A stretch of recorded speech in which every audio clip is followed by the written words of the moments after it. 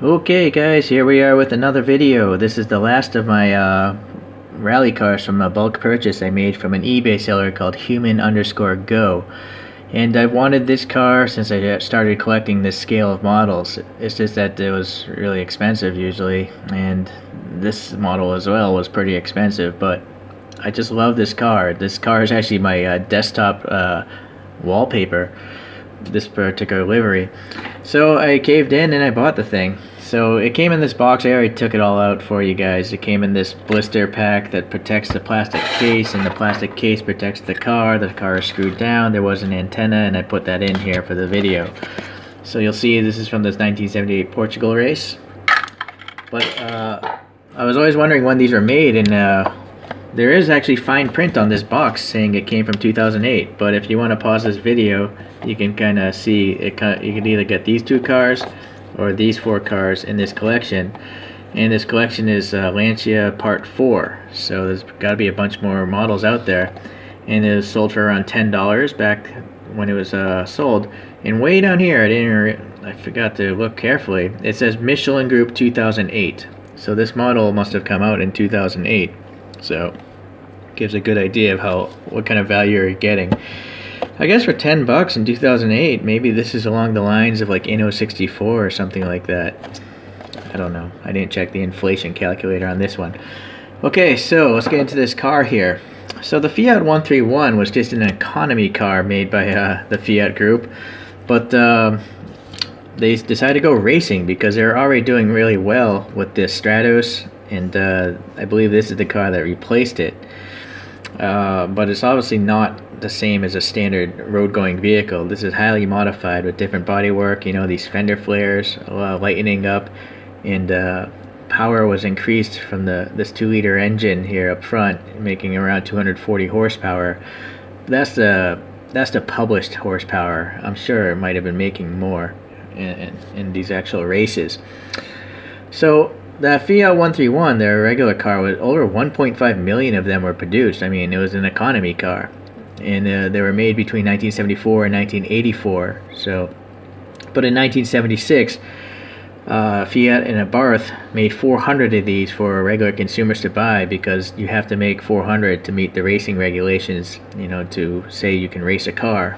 So Bertone took part in this development as well. What they did is they took the two-door body shells from Fiat, then they fitted these plastic mud guards, a plastic bonnet, a plastic boot lid, and then modified the metal structure to accept a rear independent suspension, because the regular economy car didn't have independent suspension, you know, hence economy. So then they painted the thing and then sent it back to Fiat, and then Fiat went ahead and installed the Abarth mechanicals. So that's the story behind how these came about. And I guess this car actually had a pretty underpowered braking system from the Fiat 127, which is a small vehicle. Okay, so that's it for the specs on this. So let's start the review. Now, knowing this model is over 12 years old, there seems to be some paint rash here. It's always the case, it seems. It's a darn shame. But everywhere else it seems okay. And then the graphics are nice because they're not, I don't think they're decals. Now, these are tampo prints, so they should last a long time. It's just the paint's going to be an issue.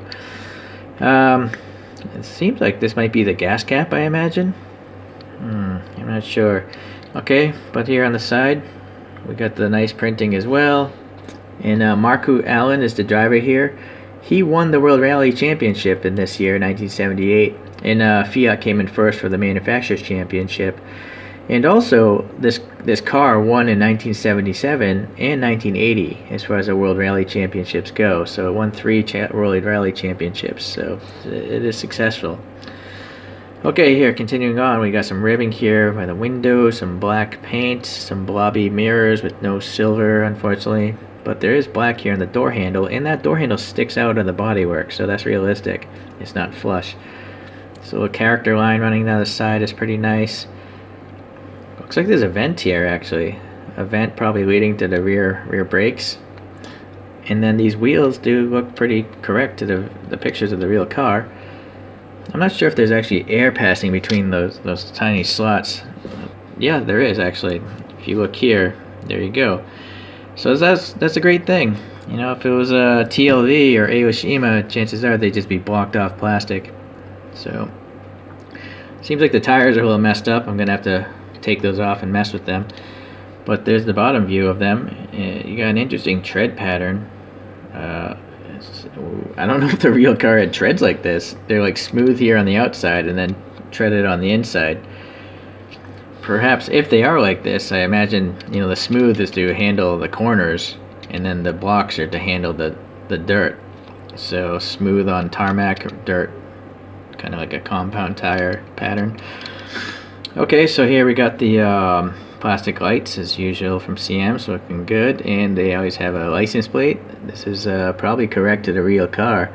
Yes, it is. I'm looking at a photo of the real car, so that license plate number is right. Okay, so we got the exhaust tips. They're just blanked off, but they are painted silver in this part of this bottom casting, and this thing is riveted together. Okay, so let's see about this side. Any problems? Hopefully not. The only gripe I have is, you know, the green paint didn't get all the way in there, or the red over here. But it's not so bad. There's no contaminants that I can see, no scratches or gouges. Alright, so this is the nice view here. Look at these lights. These are awesome. I mean, I am counting 8 separate pieces of plastic here. The 4 headlights, 2 fog lights, and 2 turn signals. So that's a lot of work. It's very nice. We got some texture here in this grille. There's a texture here in this grille, and it's this is a crosshatch pattern down here. Alright, little ribbing. No, maybe that's just a graphic actually. It feels smooth. So, okay, there's a little power bulge here, and a little inlet, but no paint. But it's super thin, so I can understand why that wasn't painted. But yeah, this looks awesome. So, now, I happen to have the Kyosho. And this is from the 1980 Monte Carlo winner, and also 1980 championship winner, I believe, driven by Walter Rorel. So let's compare the two brands.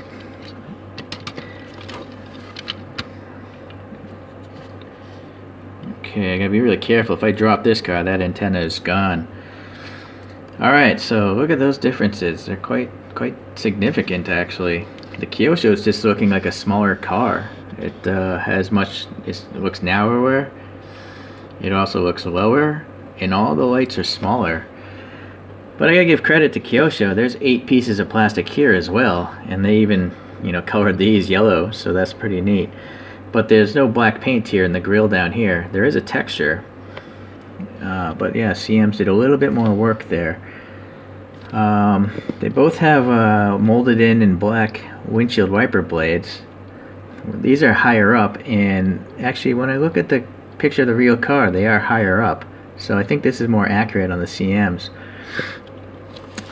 The vents on the bonnet here, this looks like it's textured. Actually, it is textured. Before it felt smooth, but now I can feel the roughness.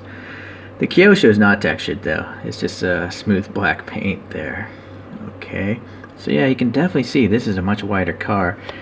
Unfortunately, I didn't think this would actually take the calipers and dimension them. Maybe I'll add a note in the video afterwards. Okay, let me go around to the back. Again, quite different. You know, Kyosho's narrower, CM's is wider. And CM's, you can see the exhaust pipes better because they're painted silver. Kyosho is lazy and it's just black. But I imagine the Kyosho was cheaper. I'm thinking the Kyosho was less than $10 when it was sold new. So, you know, it makes sense that there'd be a little more work here from CM's. Okay, now the Kyosho would probably have no interior details. It's just a black plastic thing. But the CM's would have seat belts. At least that's what I see in all the other ones. So let me pull out the flashlight. I am mistaken. Well, that's a first. All the other CM's rally cars I have seat belts. You know, the safety harness. This one does not. But it does have this roll cage. And it's not as bad as some of the other ones. It's the tubing's kind of thin, so that's good. And actually, looking in the back here, I don't know why there would be 2 circles depressed there. But behind it looks like maybe a fire extinguisher bottle. So that's interesting. No spare wheel in this one. Okay. Wondering if the dashboard has any details. Now, there's a lot of molded detail, but no paint. So that's interesting. A lot of the other CMs, they have at least safety harnesses on the seats, but not this one. Okay. Alright, so the last comparison might be a little tough. It's trying to hold this and focus the camera. It's really hard. If I had a third hand, it would be great. Okay, well, I guess hopefully it's focused. So the wheels, it's interesting. I don't know. I almost feel like the Kyosho wheels might actually be more accurate when I look at pictures of the real car. But other than that, they're both pretty good. Yeah, I'd say both models are pretty nice. So I'm happy I have both, so no complaints there. It's just that, well, with the secondary eBay prices, it's hard to say which one's cheaper. You know, they're both going to be expensive models because these are historic, championship winning cars. But let me put it up here on Mr. Spin Go Around, and then you can compare to photos of the real car. There you go. So those are the differences. I think if I had only one choice, I would go with the CMs, and it just looks like a better model. It has the roll cage, and the front light cluster seems nicer. I'm also noticing the CMs here has a little bump sticking out for this reflector, where the Kyosho is just flush and is printed on.